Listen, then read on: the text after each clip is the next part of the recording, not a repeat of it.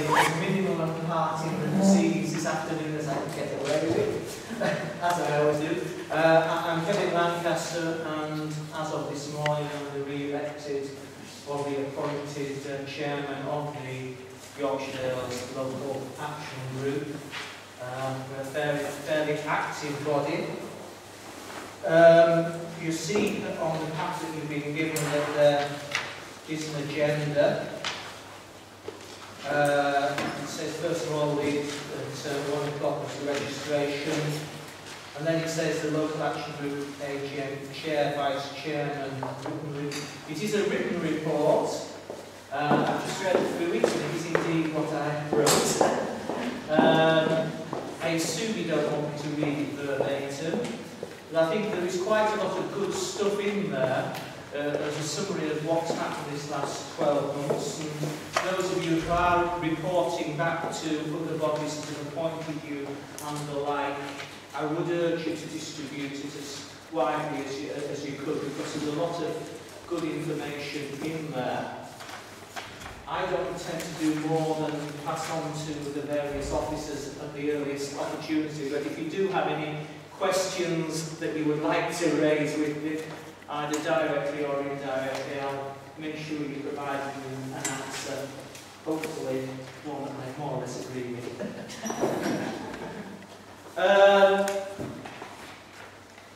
It doesn't take me 20 minutes to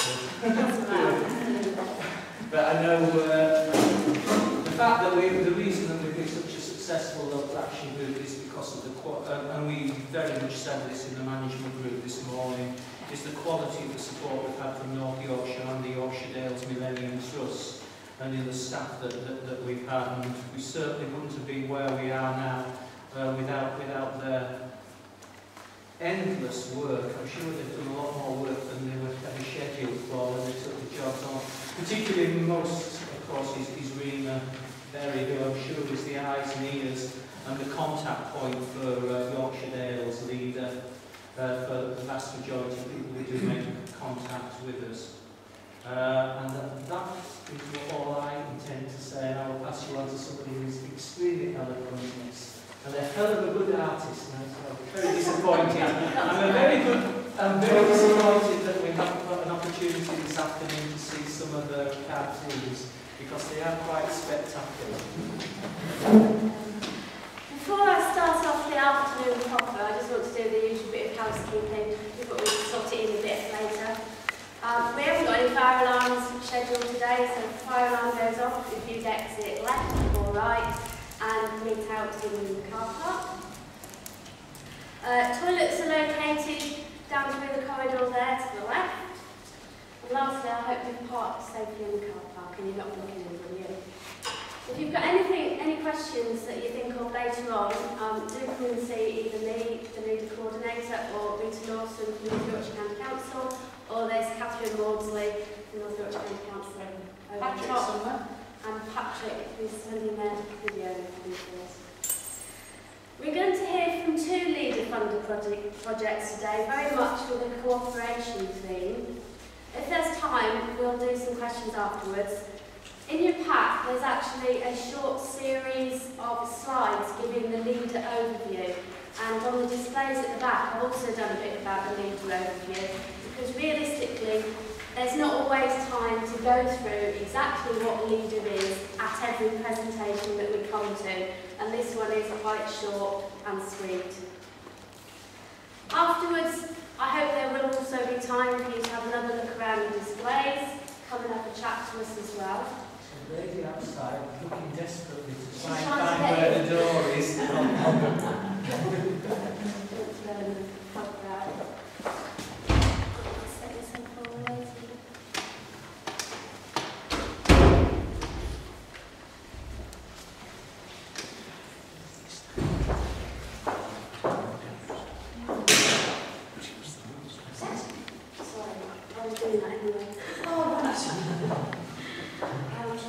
I'd like to say thanks to the people who've done a display today anyway, just in case I don't get a chance to thank you to start with.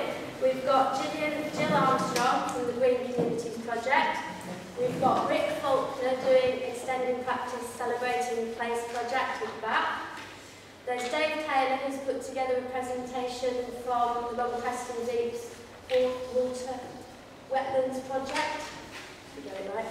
Yvonne Callahan, the Lower Wensdale Youth Worker Project, Richmond District Council and their effective business networking, and not least Midland Key Centre itself, who is also leading on this. Our elected management group, chaired by Kevin, decides who gets the leader funding and what we fund. Without them as the decision makers, none of these projects would be here today. We can't operate the leader fund without the management group, and equally the management group would not be in existence without yourselves as the wider local action group, representing your communities, your organisations and your interests. There is a registration form in your packs. Please do consider filling it in. It will keep you up to date with the leader and put you automatically on our mailing list. Likewise with the evaluation form, it tells us when things are broken and they need fixing. We do actually have a vacancy on the leader management group at the moment for anybody with an environmental hat on. So if you're more interested, you want to find out what it entails, come and see me, Rita or Catherine, and we'll let you know a bit more. I'm down to do the introduction for today. Right, a bit more than that actually, but never mind. I'm down to do the introduction. I may appear to be going off at a bit of a tangent, but bear with me, it'll be alright at the end. I recently joined Facebook. Now, initially this was to keep in touch with my eldest son, who in typical teenage fashion decided it was really uncool to befriend his mother. My stepchildren, however, had no such qualms. It was actually a real revelation. Facebook is such a revelation if you've never looked at it.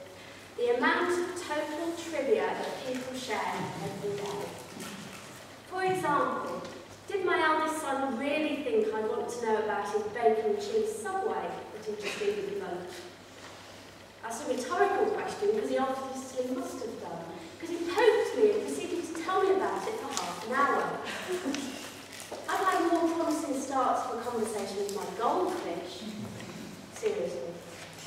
There is actually a whole social network out there exchanging trivia, exchanging pleasantries.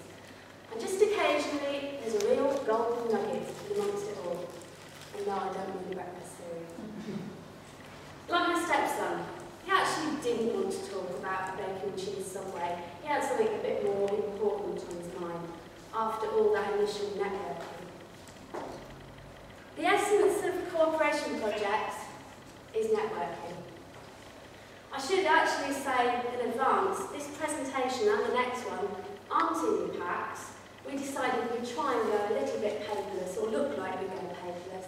They are available for downloading from the Leader website on the Management Group Minutes page, or you can come and see me and I'll send you a hard copy in the post. Also, anybody who's heard me before, I'd read what's on there because I'm not going to repeat it verbatim. I'm assuming everybody can read to start with.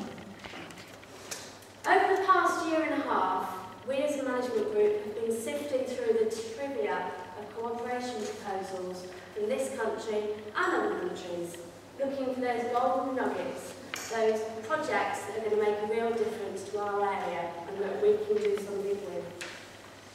The cooperation measure is part of the Leader package of funding. It does go further than networking. It's about widening the local views. What is it? I once described it as like nailing jelly to a tree. After a year and a half, I think I'd now describe it as first find your jelly and then find your tree. Cooperation projects do have two stages though. They have the development bit, and if you're really lucky, they have an implementation stage afterwards where things really begin to happen. How do you do it? Well, the development includes a search for potential partners, people who can give you money, people who can give you ideas and support to help grow what you're doing. It's not essential that this work will actually result in joint activity.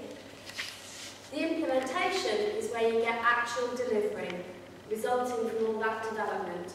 And I'm really pleased to say that 3 out of the 4 cooperation projects that we've started are now at their implementation stage, and they've stopped being so much like jelly. And what do we expect to gain?